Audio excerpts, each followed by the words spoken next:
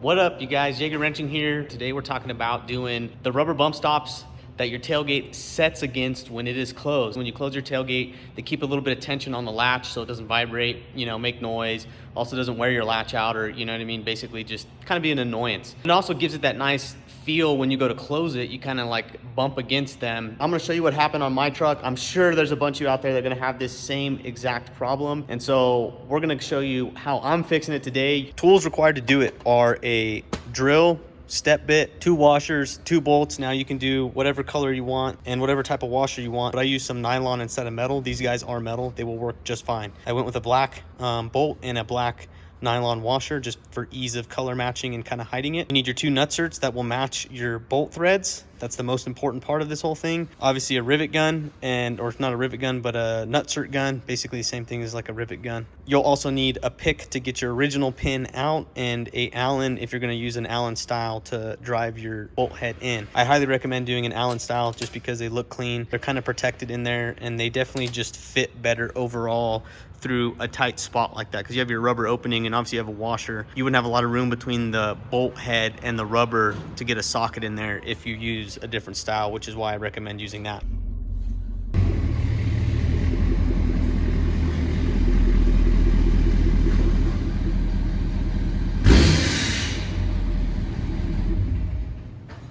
So let's go ahead and drop the tailgate, guys. You guys will see what I'm talking about. Check that out. Ford just put this one on for me because I took it to the dealer under warranty because it broke off and was gone. I actually lost that one. And this is the other one that they were supposed to replace and they didn't. What we're gonna do, guys, is we're basically gonna be drilling this hole out right here and go into a bigger hole to fit our nutsert in. And you guys can see that's that's probably 1/8 inch thick. It looks like aluminum right there, kind of reinforced in this section. So I think it's perfect for a nutsert to be inserted there because it's got that nice thick area, which means the nutsert will grab really well. On top of that, guys, nutserts, can go in thin metal and hold a decent amount of torque, turning torque that is. But the thicker the metal, the more turning torque it's gonna be able to hold. Also, the less likely it is to rip out. But what I'm gonna do is take this brand new one out that Ford got, drill these bad boys out to a bigger hole, and put our nutsert in. And once our nutsert's in, we're literally gonna be able to, instead of using a push pin, just screw a bolt with a washer. And I'm just going with a typical Allen head bolt like this.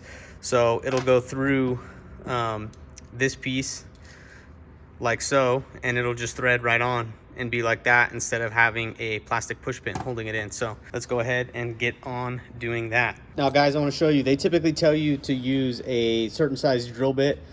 These are an M6 thread on the inside. That's what we're gonna go with, but what I like to use instead of a specific drill bit is I'll just use a taper bit and drill it in. And one of the reasons why I like this, when you have a hole that's already been drilled, like this guy, we already have a hole in the spot. This taper bit will basically keep it centered in that hole and keep it from, walking one way or the other. So it'll keep our alignment and our placement very good. And so that's one of the reasons why I like it. Plus, you can go a little bit, test fit. Is it, big enough for it to slide in? A little bit, test fit. Your hole doesn't have to be perfectly sized. Now, obviously, you want it very close in size. These things will expand and they will grab even if the hole is a little bit bigger than the nutsert itself. So just be wary of that. If you are using one of these, don't go too quick. Maybe even, a lot of these have a marking on them. Put a piece of tape on it so you know where that marking is, so you don't over drill that hole size if you do use this. But let's go ahead and get on drilling it. So I'm gonna keep this guy handy. We know where it goes. Also, make sure your bit doesn't go all the way through into something else. We got enough distance that we're not gonna hit the outside, so we should be good. So we're gonna check that, down up a little bit. Okay, we need just a little bit more, guys, so we're gonna go a little bit more. Perfect, so it's a pretty good size hole right there. You guys can see it's got a little bit of movement, but not too bad. It's enough to where, not too much bigger than it. That's perfect. I wouldn't go any bigger than that if you can.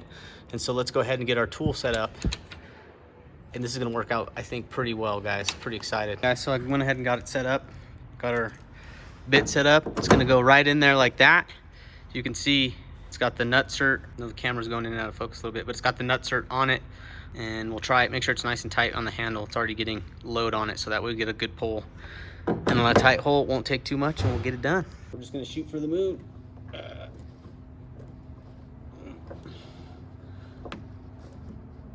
Oh my God.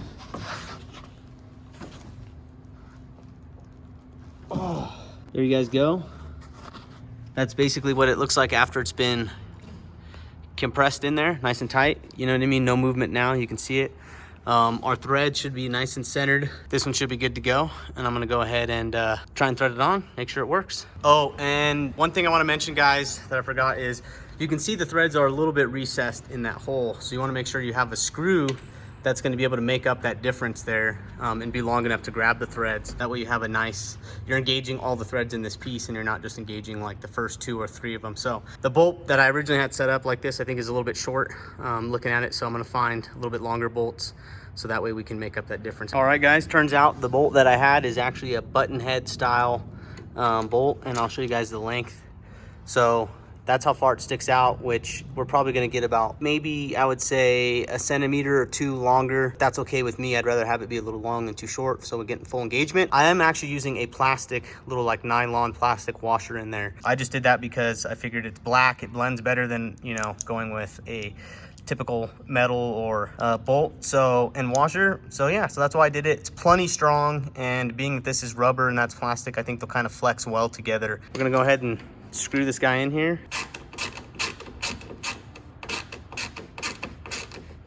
Okay, so we're just gonna do it till this guy gets a little bit snug, nothing crazy. Again, this is a piece of rubber, so we're not trying to go super crazy with it. Feels good to me.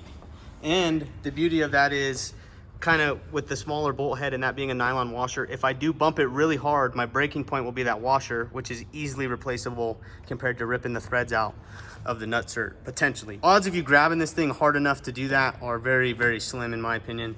But now, I mean, this thing,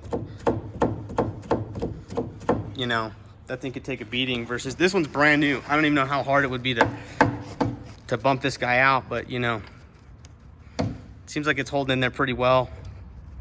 But I feel like after a little bit of time, this plastic pin in the heat, especially where I live in the desert, degrades and gets brittle, and then it just comes out. So I'm gonna go ahead and do this side, and then we'll talk about it when I'm done.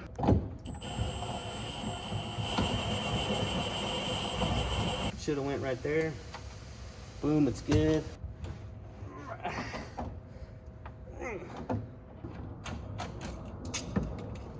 This one's a lot more malleable than that one, and this truck's only really 2 years old, so it's kind of crazy how quickly this rubber degrades. And I think that's part of why they break, is because the rubber gets stiff, and then it doesn't give as much, and the pin wants to, the plastic pin wants to break. Put too much load, just snug it up. I'm happy with that, both sides.